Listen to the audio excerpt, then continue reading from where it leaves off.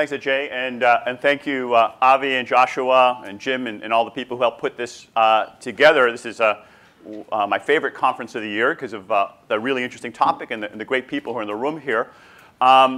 So this is work that I've been doing with Daniel Rock. Actually, Daniel's been doing most of the work, so he gets a lot of credit. And Tom Mitchell, who has been head of machine learning at Carnegie Mellon, making sure that we're hopefully doing the machine learning part correct. It's preliminary and complete. We very much look forward to your comments and suggestions on how we can improve this work. So let me start. Only 20 minutes, so I'm going to give you a summary slide right up front that, in case I have to rush through some of the later slides, this gives you the key things that we've done. So the first observation is that machine learning has done some absolutely remarkable things because of folks in Toronto, CMU, Stanford, lots of other places. And there are things that only humans used to be able to do that now machines can do. In fact, machines can do them often at superhuman level of performance. But it's equally important, or maybe more important, to remember that we're very far from artificial general intelligence. Machines can't do everything. There's so many things that only humans can do. And that kind of raises the natural question, so which are the things that machines can do well, and which are the things that humans can do well? And so that's what we set out to look at, was can we come up with a way of distinguishing them. We came up with something we call a rubric to look at that, answering this question of what can machines learn. And there are a lot of answers to this. We talked to folks. We read the prediction book, so clearly prediction is part of the answer. Andrew Ng gave instructions to his team at Baidu that they asked him, what should we apply machine learning to? He said, anything that a human can do in less than 1 second is something that machine learning should be able to do.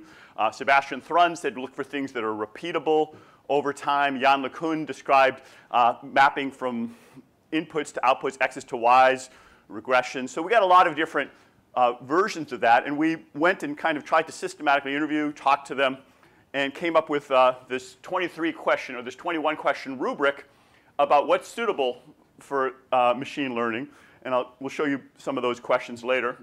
And then the next thing we did was we took that rubric and we basically scored all the tasks in the economy. And conveniently, Ownit has pulled together a list of the tasks in the economy. We can debate whether it's the exact right set of tasks, but they have classified the occupations in the economy into about 950 different occupations. Each of them, they say, what does that occupation have to do? I'll show you later, what radiologists do, what truck drivers do. Typically 20 to 30 different tasks that they say a person has to do for that job. And so scoring that, it's actually a lot of work because there's a lot of questions, a lot of tasks. We did some of it. Daniel did a whole bunch of it. I did some. And we were like, OK, this is too big a job. So we got a bunch of undergraduates to do it. And it was still too big a job. And then we realized we could go to Amazon Mechanical Turk and Crowdflower.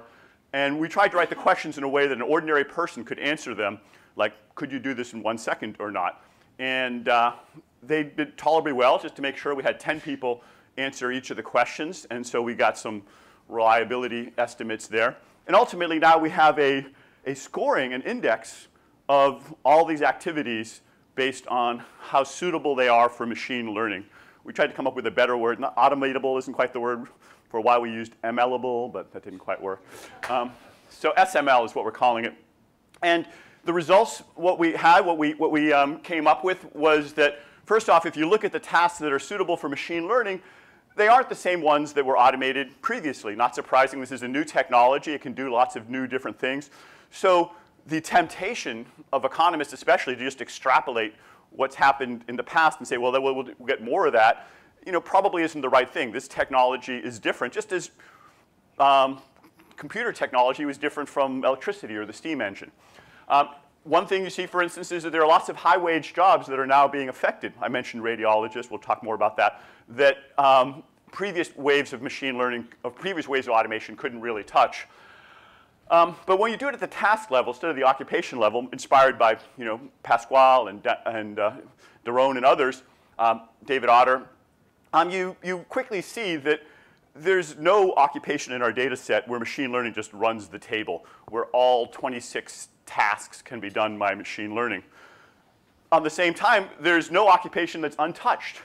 So it really highlighted to us that the action is within occupations rather than across different occupations. There's quite a bit of variability where Parts of jobs are very doable by machine learning. So bringing it down to this somewhat more granular level really gives you some very different implications. Another way of slicing it is looking not just at the broad question of machine learnability, suitability for machine learning, but particular things like, is this task measurable? Talking to people like Demis Hassabis, he really thinks that anything that you can measure well, you can put into a reinforcement learning system, and the machine will start learning how to do it. So measurable tasks may be the first ones to be machine learning. We'll talk about some of the implications for that. You may already brain may be churning. What are the measurable tasks in the economy? What kind of high-powered incentives do they have? What do they do for firm boundaries? So machine learning may affect those questions quite a bit. And back to the point about the variation being within jobs, our takeaway from that is that there's going to likely be a lot of redesign of jobs. If part of a job is automatable or suitable for machine learning and part of it is not, then you may want to unbundle that and redesign, reorganize things quite a bit. And so we'll talk a little bit about that as well. So here's some of the progress. I won't spend too much time on this. This is a snapshot from ImageNet. Fei-Fei Li at Stanford put together 14 million images labeled so that machines could learn. And at first they weren't very good, but when Jeff Hinton and others started introducing deep learning systems, you can see it got tremendously well, tremendously better. Now it's better than humans. I don't know all the different breeds of dog or species of bird that are in the data set, but the machines do. So that's quite a bit of progress, and in fact, they've stopped doing the competition now. They consider it more or less solved. So that was quite a bit of progress in a 8-year period. And there are many, many other examples like that I won't go through, but you can map that onto some occupations. You can take that same technology, instead of recognizing birds or cats, you can recognize cancer cells. So Sebastian Thrun and his team and many others have papers in places like Nature and Science showing that the machines can do these tasks as well or better than humans. Actually, modest, if you call it the dermatological level classification, if you read the actual data, it blows away the dermatologist. It's much better than the humans at doing these classification tasks. And in fact, it not only learned the characteristics that are taught in medical school, it learned a number of new characteristics that humans hadn't noticed before that distinguish cancer from non-cancer. So most of these successes have been in a particular category called supervised learning. Jan LeCun, Andrew Ng really emphasized this. There are other types of AI, symbolic, reinforcement learning, unsupervised learning, that people are working on and making progress, but a lot of the money, a lot of the successes right now in supervised learning. So most of our questions are really going to hone in on what tasks are suitable for supervised learning systems, particularly using these deep neural nets that have really been phenomenally successful. But again, it's far from AGI. It's powerful, but narrow. And here are the number of things that can be done. I mean, I said it's narrow, but that could be applied to many different parts of the economy. And Andrew McAfee and I described some of the places that it can be applied. And there's many more. There's hundreds of billions, probably trillions of dollars worth of applications that are yet to be discovered and yet to be implemented. So our rubric then looks at these questions and seeks to distinguish which ones are machine learnable and which ones aren't. It's prospective. We aren't looking at which tasks have been done by machine learning, but rather, according to AI researchers and computer scientists, which ones could be, which ones are suitable.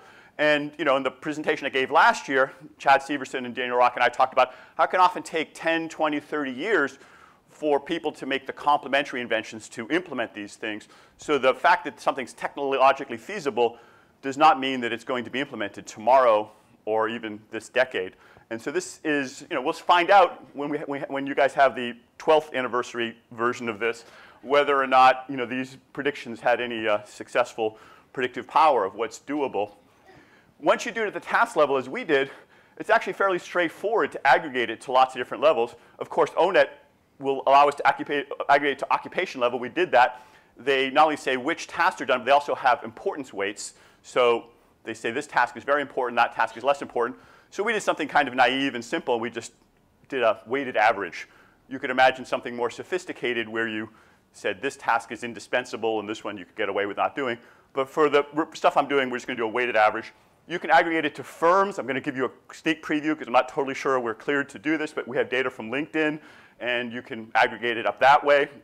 You can aggregate it to industries, of course, geographies, metropolitan areas through the census. I'll show you some cool maps of where machine learning is hitting more than other places. We haven't done nations yet, but you can do it lots of different ways. A lot of previous work. The people sitting around this table did most of it, so I'm not going to spend too much time on that, but we'll hear about it in the next couple of days. So how is this going to affect wages? Most people, especially journalists, immediately think of substitution. Well, actually, I think of substitution initially. But if you think a little bit harder, and you read some of Jim Besson's work and others, you're reminded that there's a lot of other things that could be going on. You could have demand elasticity, as Jim has pointed out with ATMs, or there could be complementarities, as Pasquale and others have pointed out. And there are these other, Economics 101 principles, calling it the 6 forces. Maybe there's more. But the thing to take away from this slide is just that just because machine learning affects the task, it doesn't necessarily mean that the people doing that task are going to have their wages decimated, although maybe that's the right way to bet. I'm not sure. We'll have to think about it. But in principle, it could be a positive thing for some of those people, especially if they're doing something complementary. So the questions, as I said earlier, I'll just remind you, we went and looked at these. They're called direct work activities. You can map them into tasks and occupations. We had the people answer the questions on a 5-point scale from strongly disagree to strongly agree. From Amazon Mechanical Turk, people like to call that artificial intelligence because there's actually humans doing it all. As I said already, this is imperfect. It doesn't necessarily mean that these tasks are going to disappear. There may be cultural and other things. Yesterday, Andrew McAfee is teaching my class at MIT while I'm on sabbatical. He asked his students if they had a machine learning system that diagnosed your diseases better than a human doctor, would you prefer to have the diagnosis from the machine or the human? And a solid majority of his class said they would prefer the human. So it's interesting. There are these cultural issues that also factor in,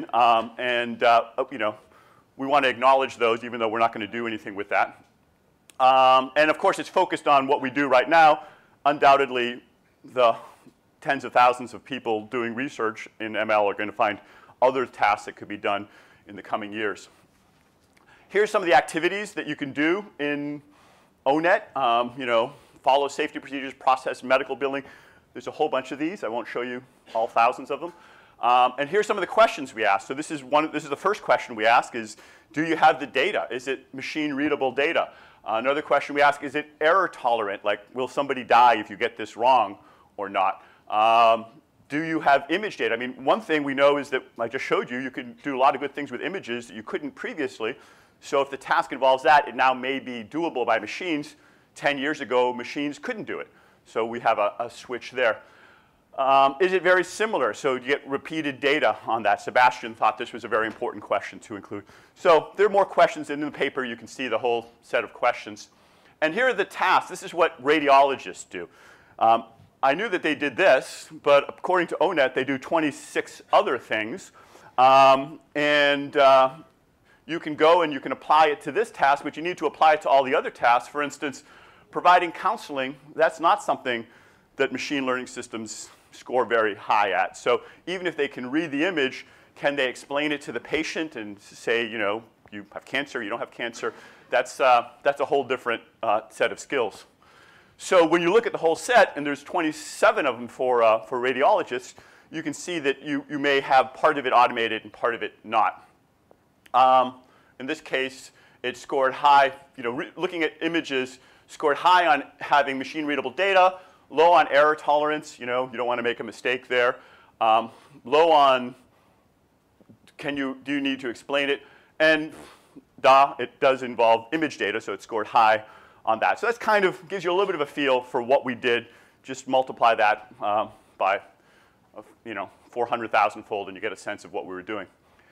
This one scored 58th percentile. The questions varied. Some of them, I was impressed that a lot of tasks that we do in the economy, there is machine readable data. So about 800 of them have a 4 or over 1,000 of them have a 4 or 5 on machine-readable data. There's a lot of machine-readable data out there. Andrew Ng's 1-second rule didn't score so high in Ownit. There weren't that many tasks that were in that category. There's a variation there. Here's what a lot of people want to see. Which occupations are most affected? So switchboard operators, insurance claims clerks seem to be in the bullseye. Clinical psychologists and music composers, according to this rubric, not so much. If you array them in terms of the wage percentile, some people call this skill, then you see that there's actually a pretty strong negative correlation. In earlier work that was a little bit noisier, we didn't see this, but now we do see it. So people like cashiers score very high on suitability for machine learning. Some people in the middle are like title examiners. It's amazing how many jobs there are in the economy you can learn about. Airline pilots, high considering their wages, but there may be other cultural reasons that we don't want them to be automated. And you guys would be very happy with this last one, economists, not so machine learnable according to this rubric. So we didn't do a lot of adjusting of the data to get it to come out that way. Now, maybe if you're interested in directed technical change, you don't care about what the wage is for an individual. You want to look at the total money there. And the big money, it's actually pretty flat, but you can imagine that the people at this end of the spectrum, those are the jobs where a lot of the economy is being spent money. So retail salespeople, if you are a venture capitalist, you might want to focus over there. Or you could do it at the activity level. So if you want to do directed technical change for directed work activities, here's your list that you can hand to the VCs of, where $26 billion for referring customers. So if you can write a machine learning system for that, there's a lot of activities in the economy doing that. So this is another way you can aggregate it. So just simply aggregating is one thing. You could do a little bit more sophisticated, do a production function. We've just begun to scratch the surface on this. So you could take what, say, ALM did with a CES production function like this. The part that I'll emphasize for now is let's take the situation, the extreme situation where they're perfect complements so that you absolutely need to do both the human task and the non-human task. So they're not at all substitutable. That may be true in some situations. I mean, there's no point reading the medical image if you can't tell anybody about it, for instance. And for that matter, there's no point telling people about the image if you don't know what you're going to tell them. So those might be very strong complements. In those situations, even if you massively improve one of them, you still need the human for the part that only the humans can do, and therefore the human doesn't necessarily get taken out of the loop, unless you re-engineer. So here's some tasks, here's some occupations that where there's a lot of variation, where parts of the job are very machine learnable and other parts of the job are not at all machine learnable. Maybe speculative, these are jobs that will need to do a lot of re-engineering in because of the high variance in machine learnability. Another way to think about this is which tasks are measurable. I previewed this a little bit, but if tasks are very measurable, then you can do a supervised learning or even a reinforcement learning system to learn about those.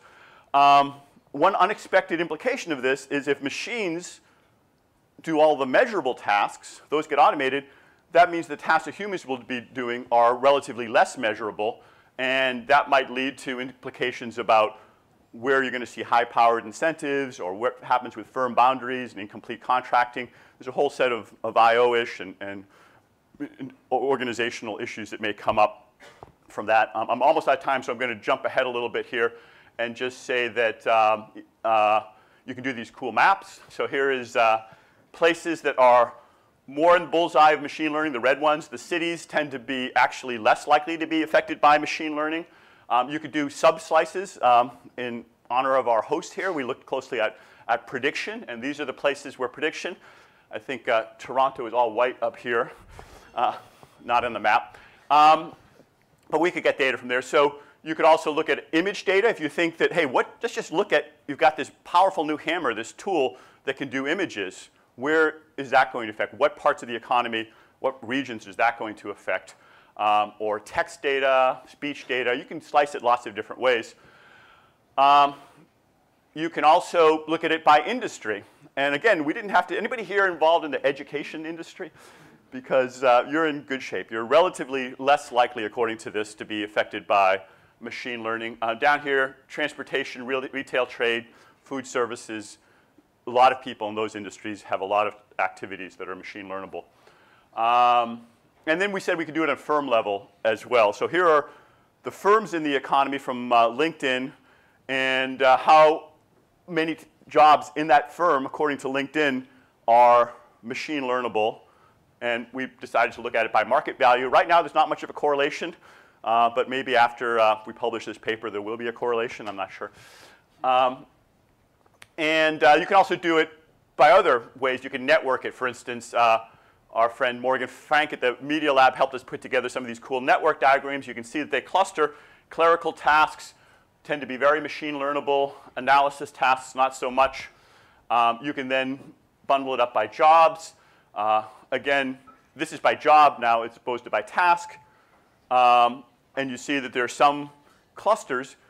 This cuts across industry. It cuts across geography. If you can do machine learning in the medical industry or the retailing industry or the finance industry, you can cut across to other ones.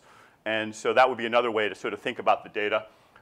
Scientists, therapists, and clergy, relatively less suitable, probably not the first place you'd want to apply these systems, at least according to our rubric.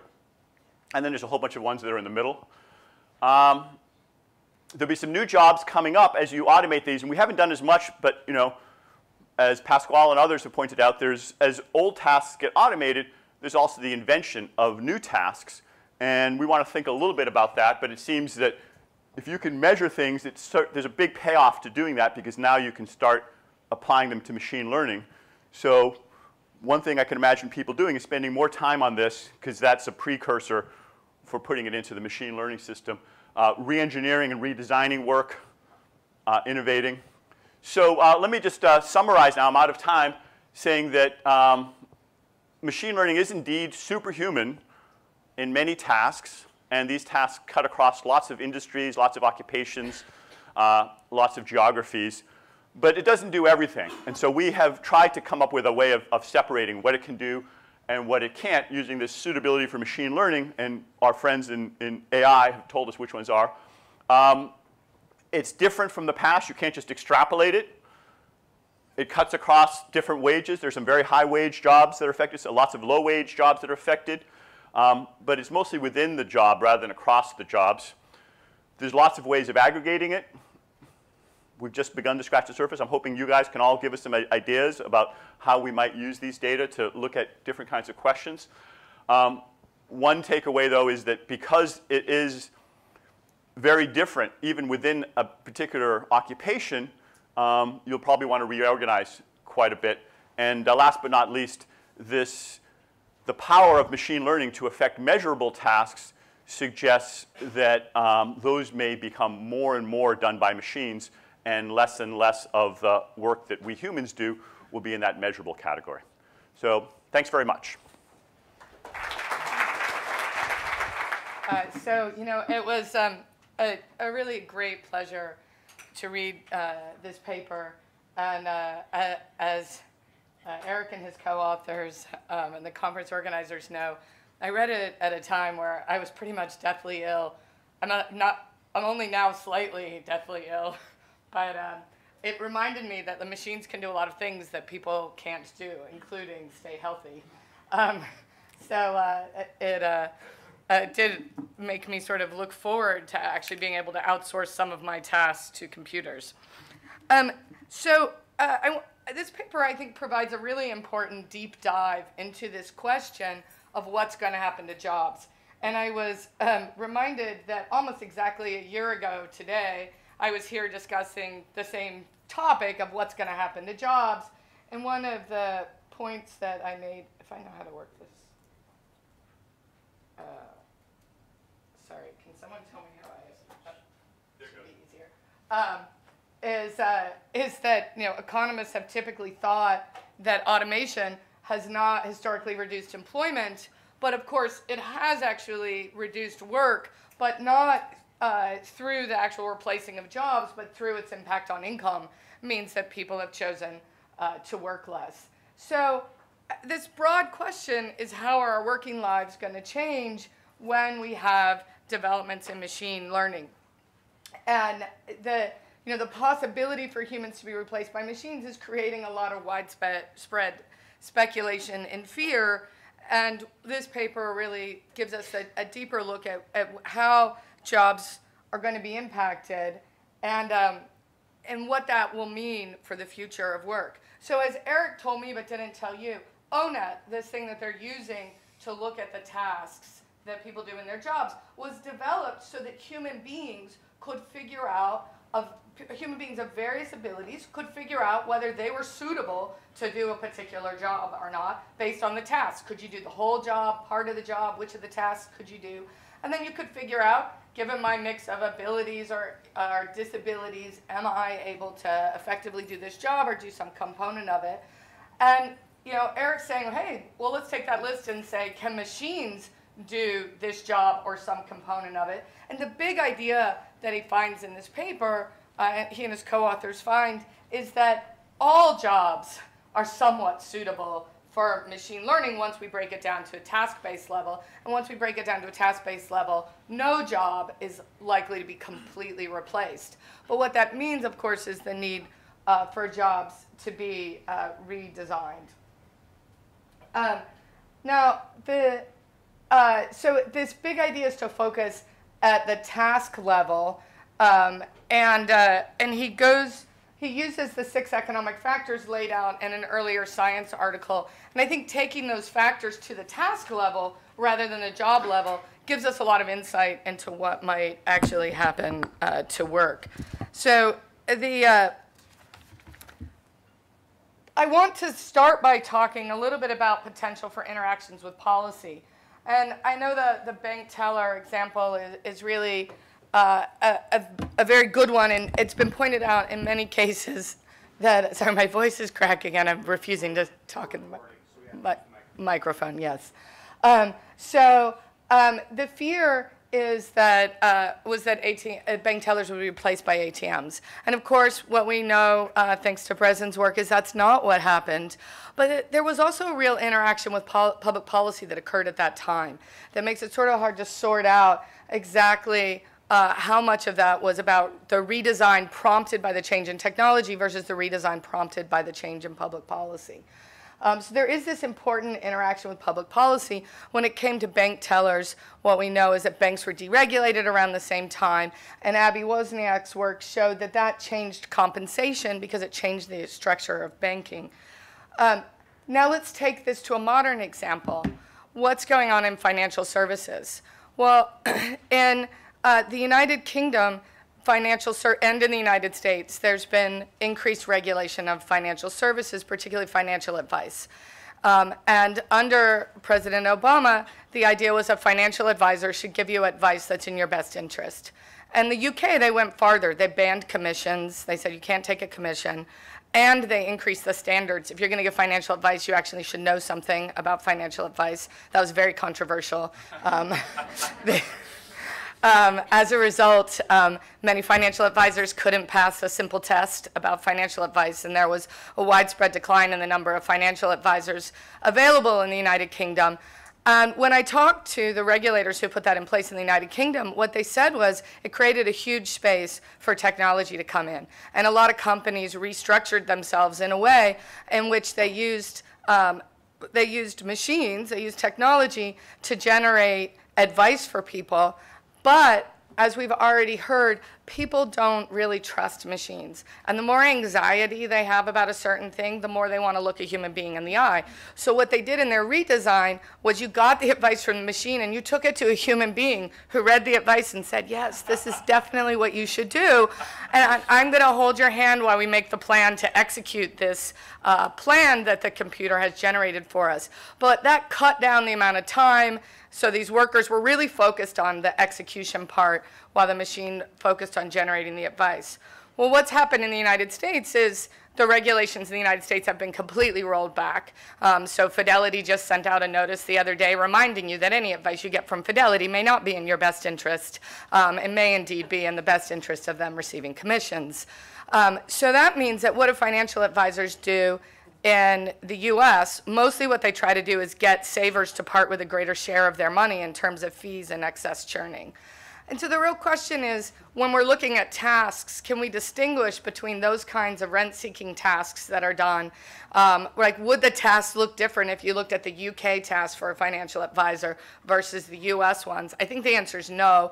The US tasks under financial advisor probably doesn't say, try to grab a giant share of a individual's savings. And so the real question is, can machines be very good at rent-seeking or getting people to part with their money for no good reason?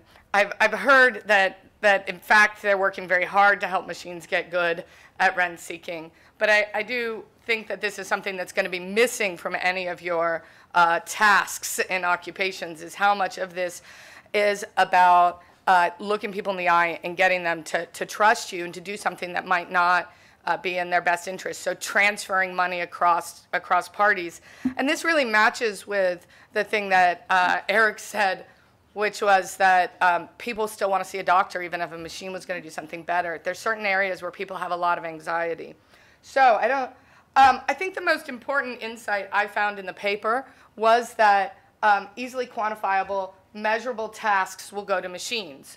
So people are going to be left with tasks that are difficult to monitor and have low-powered incentives and be subject to incomplete contracts. I think this is a huge, important idea for how jobs are going to be redesigned. What will it mean for jobs to be redesigned if we don't have easy ways to monitor workers? Well, principal agent problems grow.